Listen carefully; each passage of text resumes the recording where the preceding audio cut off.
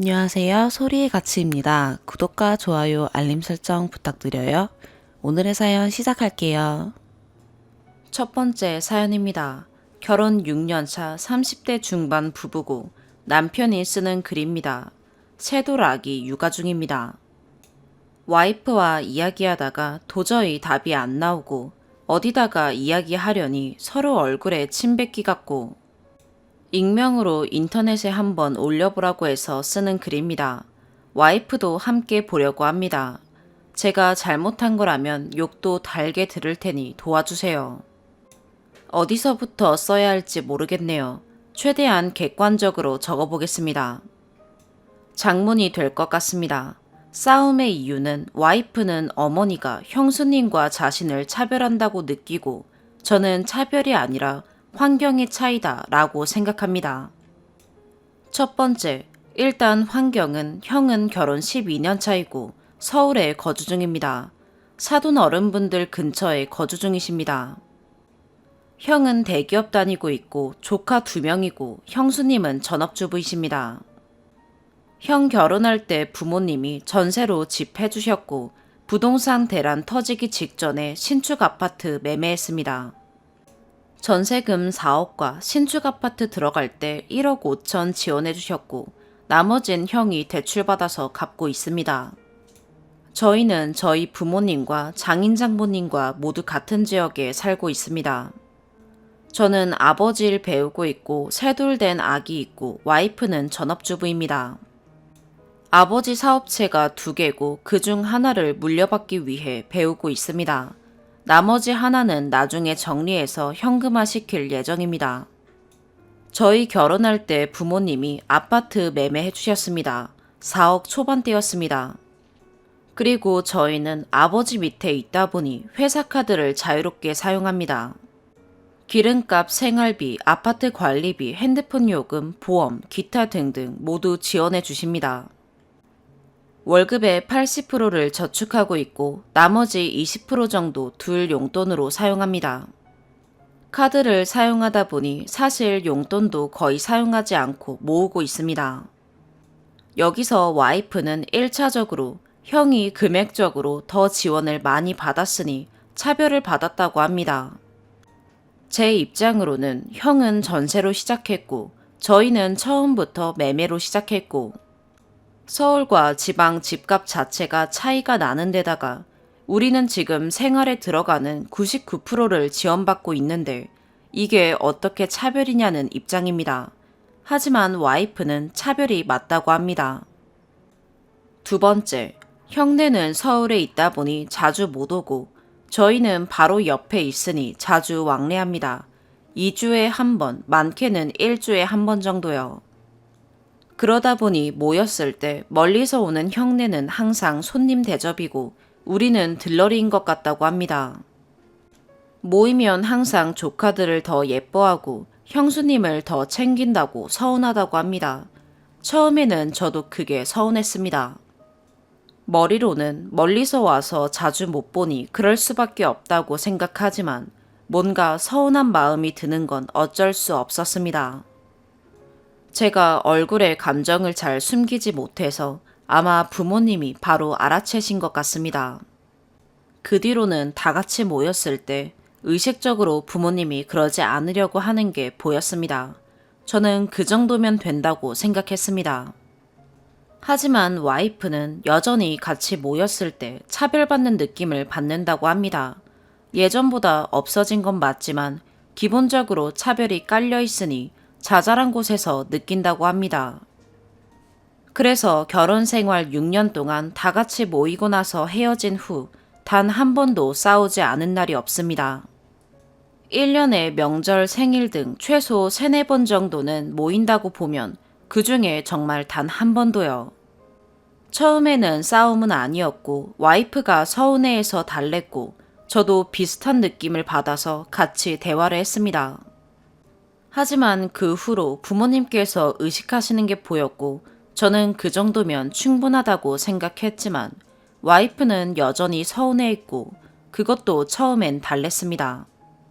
하지만 그게 반복되고 매번 만난 후 저에게 냉랭하고 짜증스러운 말투로 대하고 저희 부모님에 대해서 이렇다 저렇다 말을 하니 견디기 힘들어졌습니다.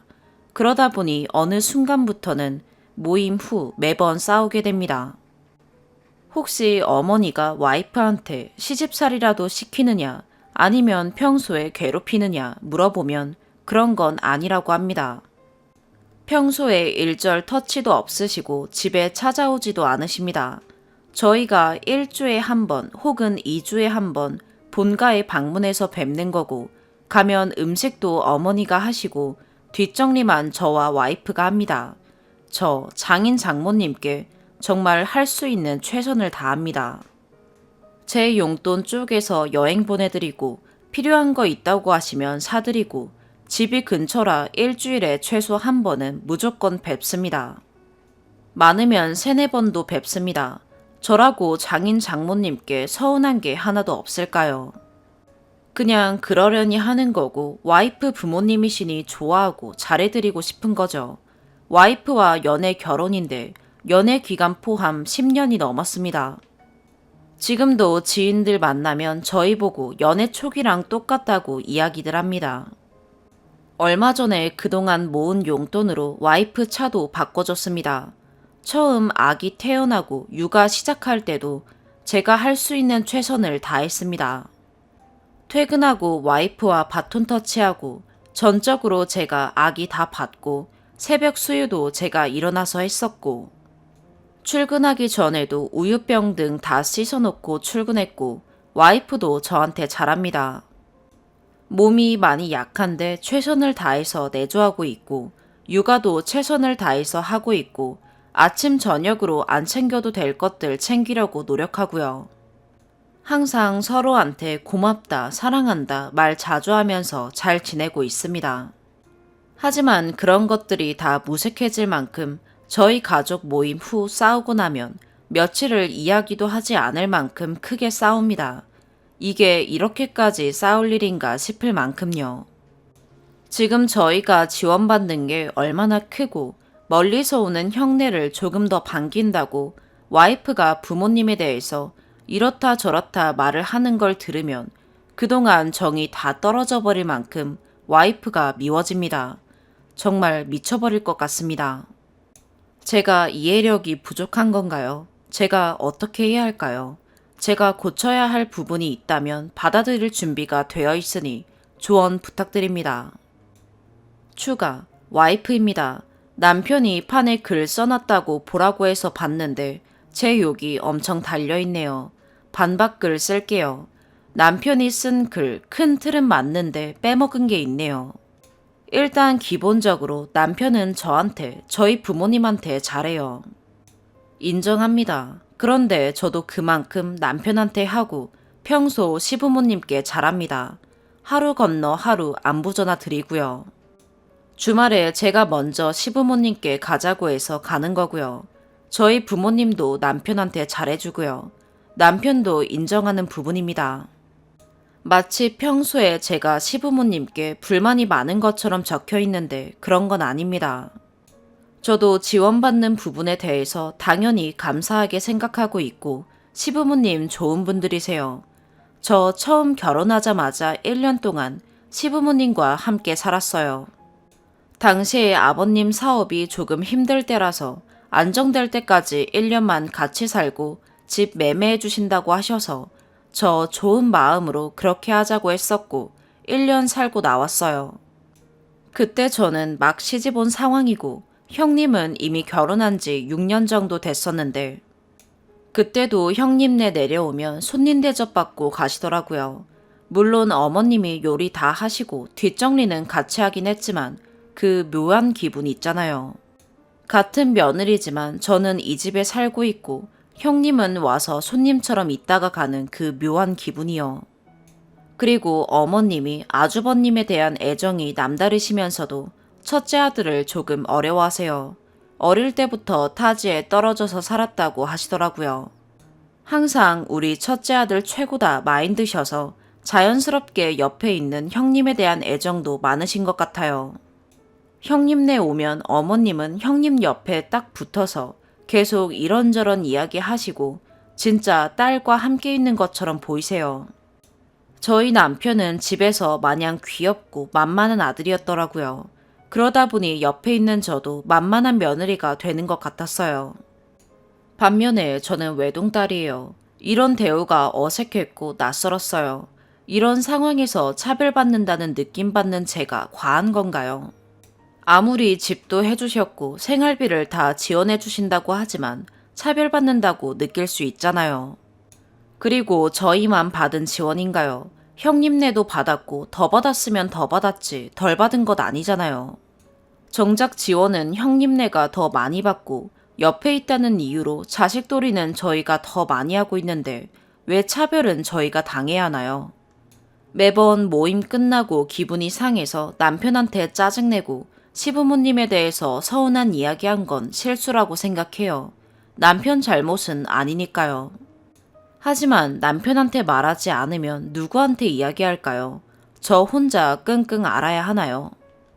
저는 무슨 잘못인가요? 제가 시부모님께 뭘 잘못한 것도 아닌데 왜 차별을 받아야 하며 이런 기분을 느껴야 하죠? 남편이 정이 다 떨어질 만큼 제가 미워진다고 적어놨던데 충격적이네요. 저도 정 떨어집니다. 두 번째 추가, 제가 차별을 받는 게 아니라고요. 구체적으로 적어보라는 댓글이 있길래 몇 가지 기억나는 거 적어봅니다. 일단 형님이 와서 밖에 나갈 일이 있으면 형님 팔짱 끼고 다닙니다. 다 같이 앉아서 음식 먹는데 형님한테만 먹어보라고 합니다. 한 번은 제가 어머님 옆에 앉아있고 형님이 제 옆에 앉았는데 저를 건너서 형님한테만 먹어보라고 한 적도 있어요. 그리고 진짜 일부러 그러시나 싶을 정도로 땡땡아 땡땡아 노래를 부르고 다니세요.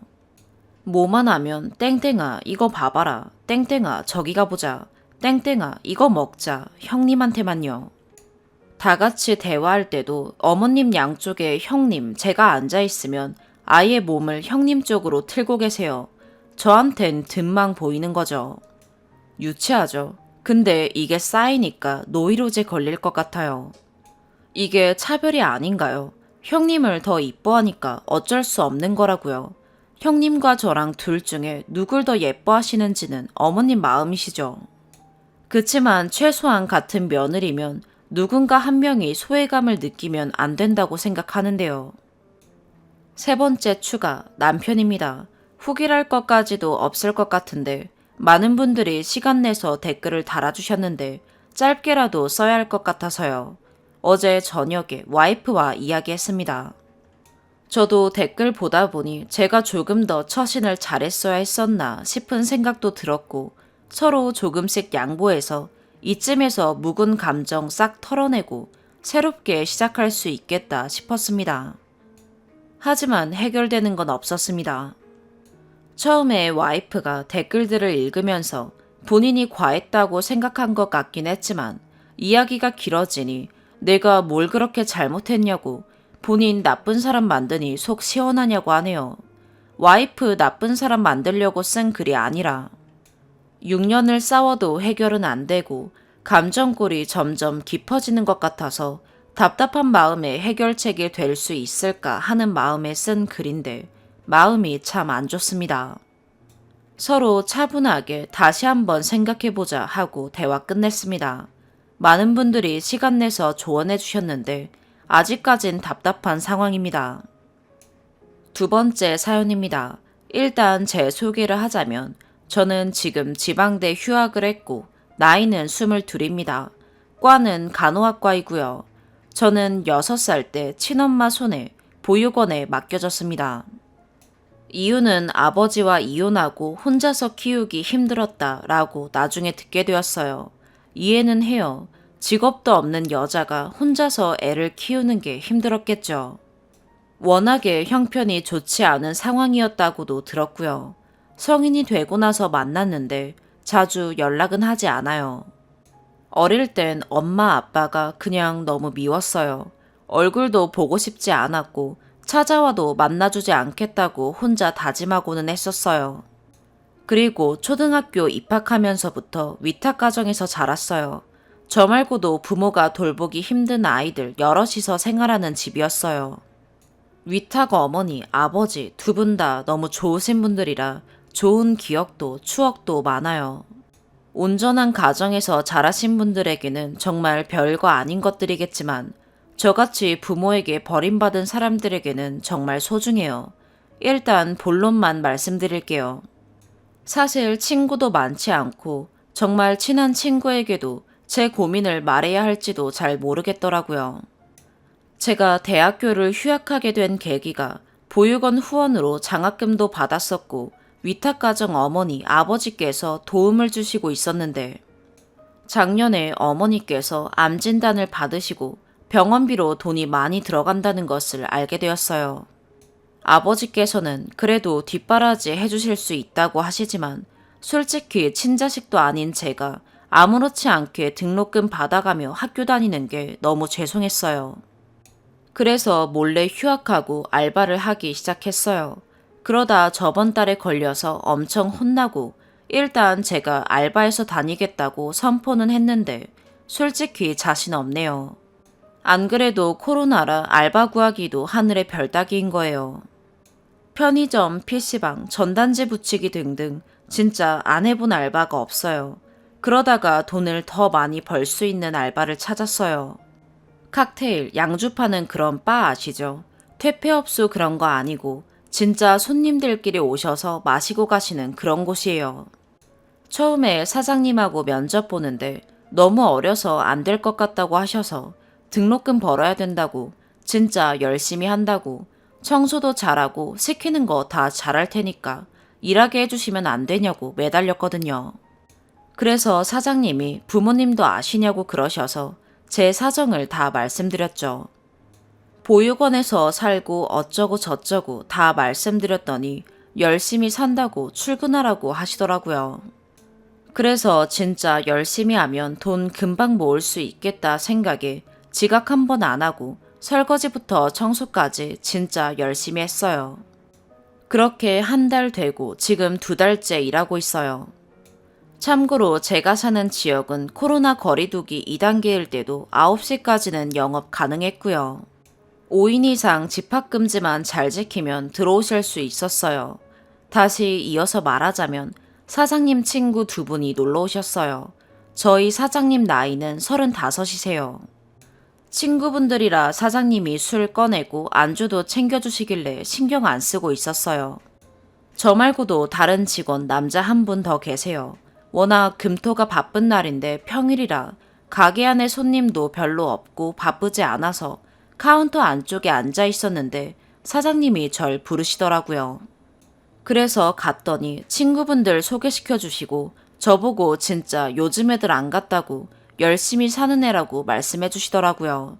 속으로 좀 불편했어요.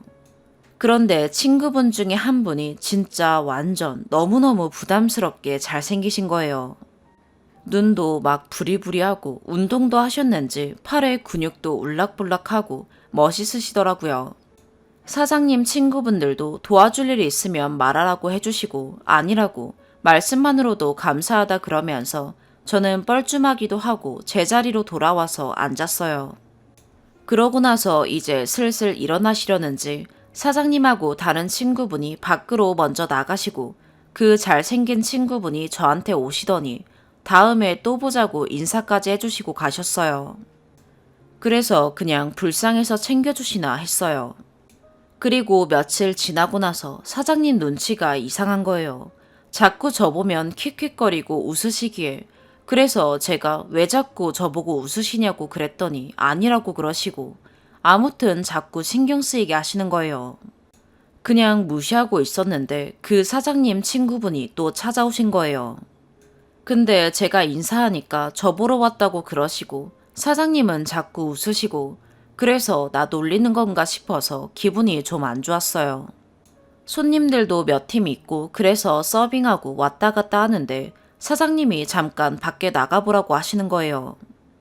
그래서 너무 무서웠어요. 왜요? 그랬더니 자기 친구가 밖에서 너 좀 보고 싶어 한다고 그러시는 거예요. 더 무서웠어요. 이상한 짓 하려는 건가 싶어서 심장이 조마조마하는데 사장님이 귀뜸해 주시더라고요. 제가 너 저번에 보고 마음에 들었다고 자꾸 연락처 알려달라고 그래서 그거는 안 된다고 했더니 찾아온 거라고. 일단 밖에 나가보라고 하시는데 진짜 너무 민망한 거예요.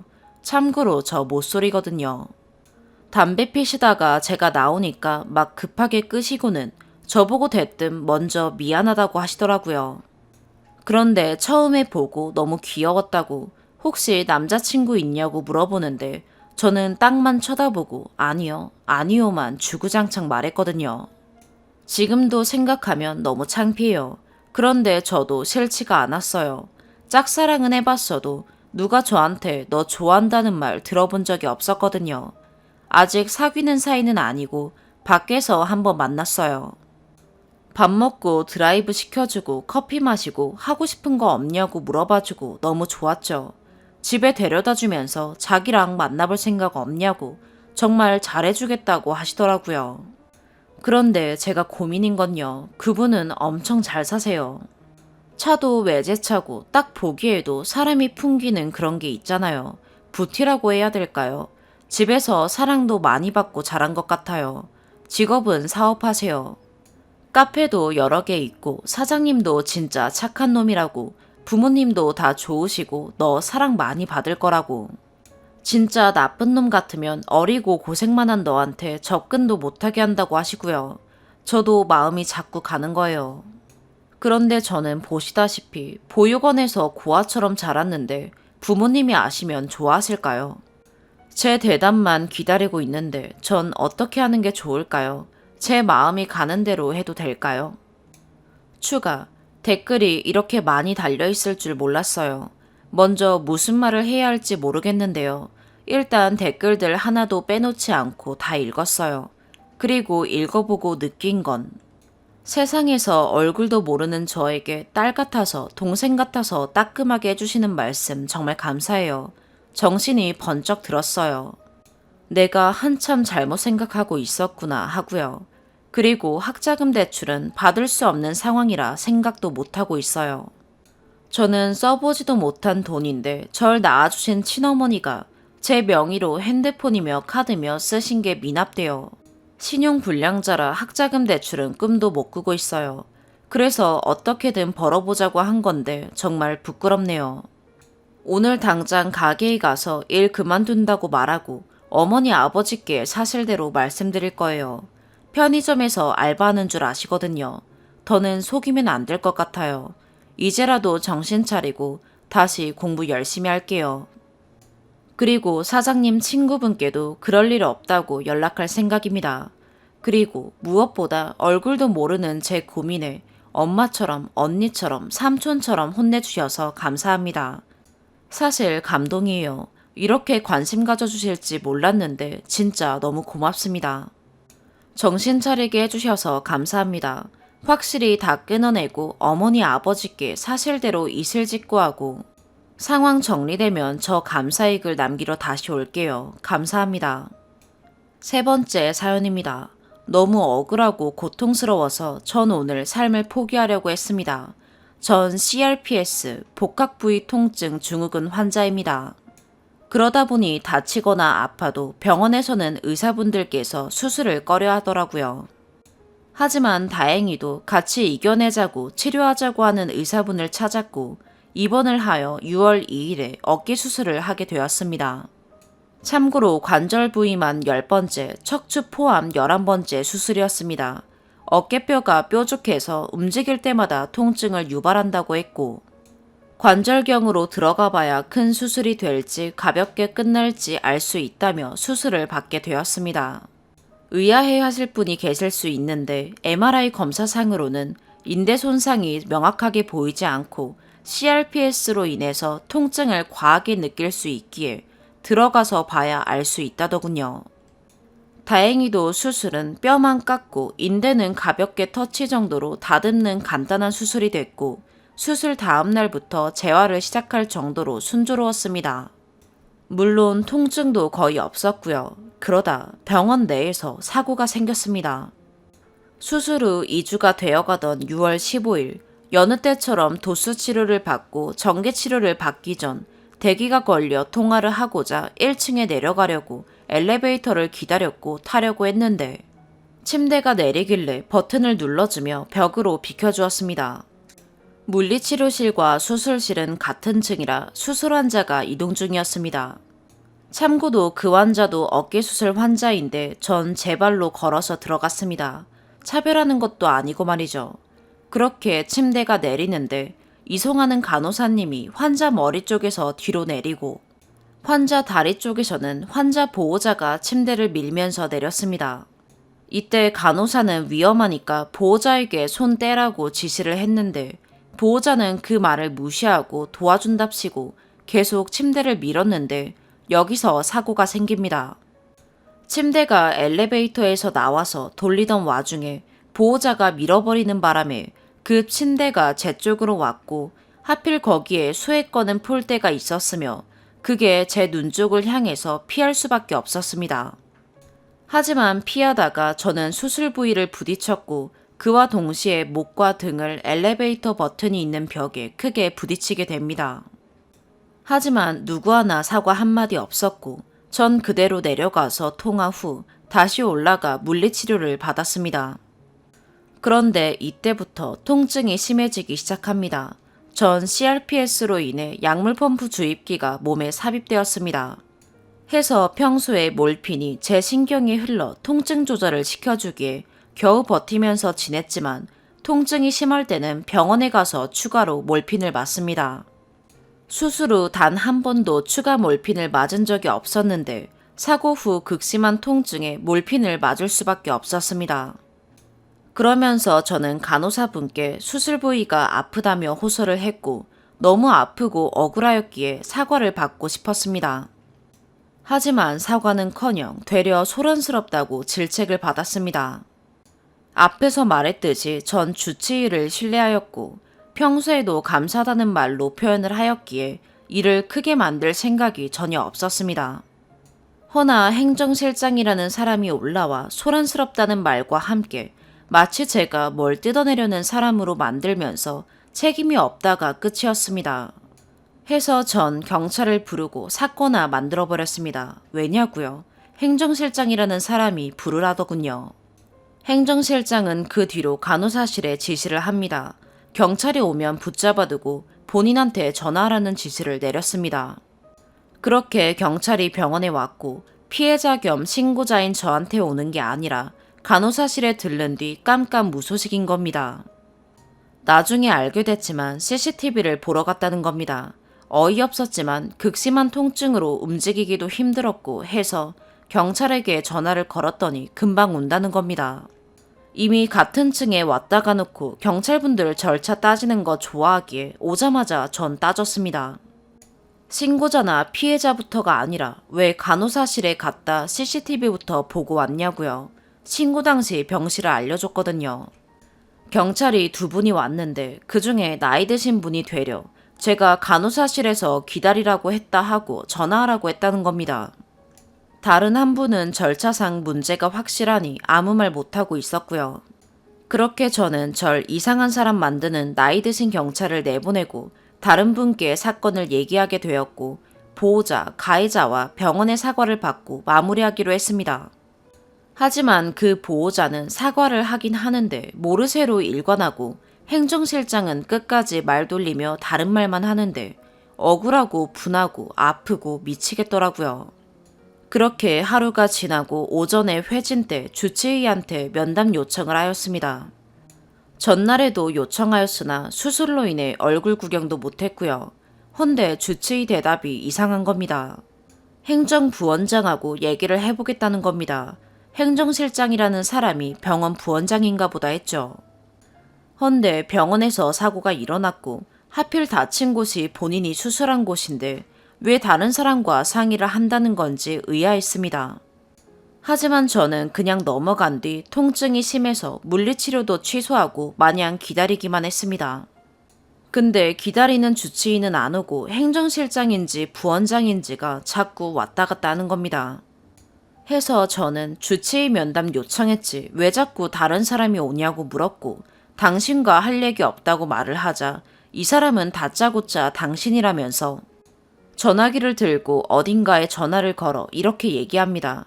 원장님 수술 중이시니까 수술방에 전화해서 땡땡땡 퇴원시켜 이러면서 나가는 겁니다. 순간 뭐지 싶었는데 설마 하며 저는 또 몰핀 2팩을 맞으며 누워있는데 다시 들어오더니 대뜸 한다는 소리가 퇴원 수속 끝났으니 돈 내고 나가라는 겁니다. 그래서 저는 아니 이게 무슨 경우냐 주치의가 와서 얘기해야지 왜 그쪽이 와서 그러냐 라고 말하며 의료진을 불러달라 했습니다. 그러자 그 사람은 그래서 본인이 왔다며 뭐가 문제냐며 제가 하는 질문에는 답을 피하고 이 말 저 말 회피만 하는 겁니다. 여기서 행정 담당자가 의료진일까요? 병원 관계자지 의료진일까요? 어이가 없더군요. 주사 바늘을 꼽고 있는 와중에 다짜고짜 나가라니 수술한 병원에서 사고가 났고 극심한 통증이 시작됐는데 나가라니. 저요. 수술하고 엑스레이 한 번 안 찍었습니다.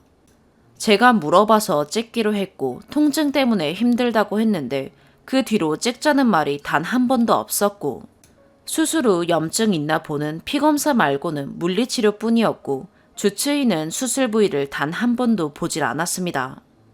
그런 와중에 그냥 진통제도 아니고 몰핀을 달고 있는데 주사바늘 꼽은 채로 나가라니요. 같이 이겨내자고 조금씩 좋아져 보자고 했던 의사는 어디 간 건지 싶더군요. 가만히 있어도 아프고 통증이 심할 땐 의식 잃고 깨기를 반복하기도 하는데 병원에서 사고가 났고 그것도 수술 부위를 다쳤는데 당신이라는 호칭 한마디에 병원에서 쫓겨나다니요. 냅둬도 살기 싫다를 달고 사는데 병원에서 이러니 대놓고 살던 말던 알아서 하라는 것 같았습니다. 그래서 저는 창문으로 갔습니다. 제가 등치가 있는데 충분히 제가 들어갈 만큼 열리더라고요. 아래를 보니 덜컥 겁부터 나더군요. 생을 끝내는 건 겁 안 나는데 그때의 고통이 절 겁먹게 하더라고요. 그러면서 창가에 걸터앉고 밖으로 발을 뺐습니다. 하늘을 보니 기쁨도 슬픔도 추억인 양 파노라마처럼 보이더군요. 그렇게 멍하게 있었는데 누군가 들어와 절 붙잡게 됐고 그 뒤에 경찰이 오면서 절 끌어내리더라고요. 그렇게 전 들려서 다시 침대로 왔고 어제 왔던 경찰분이 헐떡이며 달려왔고 절 달래주었습니다. 어제도 그랬는데 저보다 어린 분 같아 보였는데 전 디스크 수술로 인해서 CRPS를 앓고 있습니다. 자세하게는 말 못하지만 그로 인해 가정은 파탄이 났습니다. 또한 수술날 수술실 앞에서 울던 여자친구가 일주일 뒤 이별 통보를 했고 병원에서 이별을 하게 되었습니다. 그래서 그런 행동을 했냐고 생각하실 겁니다. 당연히 영향이 조금도 없다고는 할 수 없습니다. 하지만 전 개인사와 오늘 일은 별개라고 하고 싶어요. 하루하루가 고통이고 눈 뜨고 있는 순간이 고통인데 갈 병원도 찾기 힘들고 그렇게 지내다 어렵게 찾은 신뢰가 가고 희망을 주는 의료진을 만났다 생각했는데 수술받은 병원에서 사고가 났고 순조롭던 재활이 한순간에 악몽으로 바뀌었는데 병원은 대놓고 나가라고 하고 가정이 파탄나고 시련의 상처 힘들죠. 하지만 CRPS의 고통은 그것들마저 잊게 할 만큼 크다 보니 전 그동안 아무리 아파도 눈물을 흘린 적이 없었습니다. 이미 몸은 이렇게 만신창이가 됐고 좋아질 희망이 없기에 아무리 아파도 눈물이 안 나더라고요. 하지만 오늘은 너무 억울해서 하염없이 눈물만 나오더라고요. 쓸데없이 긴 글 읽어주셔서 감사합니다. 네 번째 사연입니다. 결혼을 앞두고 있는 예비신부입니다. 행복하고 설렘으로 가득해야 할 결혼식은 초조함과 불안함으로 바뀌었습니다. 현재 4단계 거리두기에 따르면 결혼식은 친족, 지인 구분 없이 49인입니다. 어디에 이야기하면 코로나 상황 때문에 어쩔 수 없다고 욕합니다. 심지어 이 시기에 웬 결혼이냐며 손가락질합니다. 네, 코로나가 심각한 것 압니다. 그런데 불공평하다는 생각이 드는 건 왜일까요? 인원 49명 제한, 코로나로 인해 그렇다고 합시다. 그런데 결혼식 보증 인원 200명 혹은 300명분 금액을 다 지불하래요. 아니면 홍삼, 와인, 더치커피 등 싸구려 답례품 150개 가져가랍니다. 우리가 못 오게 했습니까? 정부에서 못 오게 하는데 정부에서도 나 몰라라 웨딩홀에서도 안 된다. 도대체 예비 부부의 피해는 누가 보상해 주나요? 인원을 제한했으면 최소한 그에 따른 보증 인원에 대한 규율도 만들어 주셨으면 좋겠어요. 인원 49명도 너무 속상합니다. 주변을 보면 백화점, 영화관, 심지어 근처 카페나 식당에도 사람들이 다닥다닥 붙어서 지냅니다. 콘서트는 최대 2,000명도 가능한 것으로 알고 있습니다. 방역 및 사회적 거리 두기를 잘 유지한 채 홀에 조용히 앉아서 예식을 구경하는 것이 어째서 콘서트장보다 더 위험한 것인지 전혀 납득이 가지 않습니다. 결혼식은 왜 안 되냐 하는 질문에 정부에서는 지역을 넘나들고 지인이기 때문에 이야기를 많이 한다 라는 답변을 하더라고요. 하지만 결혼식장 특성과 동일하게 지역, 권역을 넘나든다는 특성이 있는 전시장은 현재 면적당 기준으로 규제를 적용하고 있는 것으로 알고 있습니다. 결혼식 역시 면적당 기준으로 인원 제한하거나 공간 분리가 가능해야 한다고 생각합니다. 영화관이나 콘서트장에서는 자리가 한 칸만 띄어 앉아도 모두 수용 가능한데 어째서 결혼식장에서 공간 자체를 분리하겠다는 것도 못하게 막는지 이해할 수가 없습니다. 그리고 기본적으로 식당, 헬스장보다 훨씬 넓은 홀에 왜 49명만 입장해야 하는지 모르겠습니다. 금일 거리두기 조정안 세부 지침이 발표되었습니다. 종교시설의 경우 종교시설 규모를 고려하지 않은 획일적 수치에 형평성 문제 제기로 인해 최대 99명 허용으로 바뀌었네요. 예식장도 동일한 잣대와 기준으로 조정 방안을 만들어주면 좋겠어요. 예식장의 경우 야외 예식 200~300평 이상의 넓은 홀 등 다양한 규모와 형태의 홀이 있습니다. 이를 구분하지 않고 획일적으로 양가 합쳐 49인 입장은 아무런 방역 근거에 맞지 않고 타 시설과 비교하여 형평성에도 맞지 않습니다. 행복한 가정을 위한 첫 걸음인 결혼식에서 이렇게 속상하고 속상함을 넘어 욕먹고 금전적 피해까지 봐야 하는 이 상황이 너무 슬프네요. 결혼을 하지 말아야 하나 하는 생각도 드는 심정입니다. 청원, 인터뷰 등등 해봤지만 속위에 경일기네요. 결혼 앞두고 너무 속상해서 주저리 적어봅니다. 금전적 손실을 쉽게 생각하는 댓글들이 있어 내용 추가합니다. 보증 인원이 300명이라면 251명의 식사값이 공중분해됩니다. 식대에 6만원씩 251명은 1,506만원인데 저희 부부는 1,506만원을 아무것도 제공받지 못한 채 웨딩홀에 지불해야 합니다. 추가. 너무 악의적인 댓글이 많아서 추가합니다. 제가 언제 200명 보증인원 했으면 200명 다 오게 하라고 억지 부렸나요? 200명이고 나라에서 49로 정했으면 그에 맞는 보증인원 줄여주던가. 그것도 싫으면 답례품이라도 내가 정할 수 있게 해달라는 거예요. 현재 웨딩홀에선 인원 줄이는 것 안 된다. 답례품 선택, 웨딩홀에 구비한 싸구려 중 골라라인데요. 그럼 여기서 하지 말아라. 말 쉽게 하시네요. 결혼식 문화, 이런 상황에서 물론 스몰 웨딩으로 바뀌면 좋죠. 근데 몇십 년간 자리 잡힌 결혼식 문화가 코로나 2년 차에 바뀔까요? 저도 예약 당시 코로나 감안해서 그 웨딩홀에서 제일 작은 인원으로 잡고 계약한 거예요. 이렇게까지 무책임할 줄 몰랐고요. 그럼 그거 안 알아본 네가 잘못된 거다. 그럼 코로나 상황 예측 못하고 폐업하지 않고 영업하는 자영업자들도 욕먹어야겠네요. 다들 피해자예요. 왜 익명이라고 자기 일 아니라고 욕하고 생각 없는 사람으로 몰아가나요? 결혼하지 말아라. 아니요. 정부에서는 오히려 결혼하래요. 근데 결혼식장에서 하는 게 문제다. 그게 왜 문제죠? 이 시기에 결혼한 제가 정말 죄인이네요. 결혼식장 초대가 민폐고 초대받은 다음 가기 싫으면 적당히 둘러대고 가지 마세요. 다들 님들 같은 생각인 줄 아나 봐요. 올 사람은 오고 안 올 사람은 안 와요. 왜 경조사에 친구 걸러진다고 하는지 여기 댓글 보니 확실히 알겠네요. 현재 한쪽 집 25명이에요.